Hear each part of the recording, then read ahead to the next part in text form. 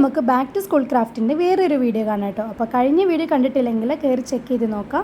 അപ്പോൾ ഇതിനായിട്ട് ഞാൻ എടുത്തേക്കുന്നത് 2 കളർ പേപ്പറാണ്, ഒരു ബ്ലാക്കും പിന്നെ ഒരു യെല്ലോയും. ഇതൊക്കെ നിങ്ങളുടെ ചോയ്സിൽ ഇഷ്ടമുള്ള കളറൊക്കെ എടുക്കാൻ വേണമെങ്കിൽ വൈറ്റ് A4 ഷീറ്റ് ആണെങ്കിൽ എടുക്കാം. എന്നിട്ട് ഒരു ചെറിയൊരു പീസായിട്ടൊന്ന് കട്ട് ചെയ്തെടുത്തു. പിന്നെ നിങ്ങൾക്ക് ഇഷ്ടമുള്ളത് എന്ത് വേണമെങ്കിലും ഒന്ന് വരച്ചു കൊടുക്കാം കേട്ടോ. അപ്പോൾ ഞാനിവിടെ വരയ്ക്കുന്നത് വാട്ടർമെലൺ ആണ്. ഞാനിവിടെ വരയ്ക്കാനായിട്ട് അക്രലിക് മാർക്കറാണ് യൂസ് ചെയ്യുന്നത്. നിങ്ങളുടെ കയ്യിൽ ഏത് കളർ പെൻസിലാണോ അല്ലെങ്കിൽ മാർക്കറാണോ അത് നിങ്ങൾക്ക് വെച്ചിട്ട് യൂസ് ചെയ്യാം കേട്ടോ. ഇതേപോലെ തന്നെ ഞാനൊരു ബ്ലാക്ക് പേപ്പർ ഇതുപോലെ സ്ട്രിപ്പായിട്ടൊന്ന് കട്ട് ചെയ്തെടുത്തിട്ടുണ്ട്. പിന്നെ നമ്മുടെ വൈറ്റ് പെൻ ഉണ്ടായിരുന്നു, അത് വെച്ചിട്ട് കുറച്ച് സ്റ്റാറും മൂണൊക്കെ ആയിട്ടൊന്ന് വരച്ചു കൊടുക്കുന്നുണ്ട്. അപ്പോൾ നിങ്ങൾക്ക് ഏത് തീമിലാണോ വേണ്ടതെന്ന് വെച്ചാൽ നിങ്ങളുടെ ഇഷ്ടത്തിനൊക്കെ ഓരോന്നൊക്കെ വരച്ചു കൊടുക്കുക.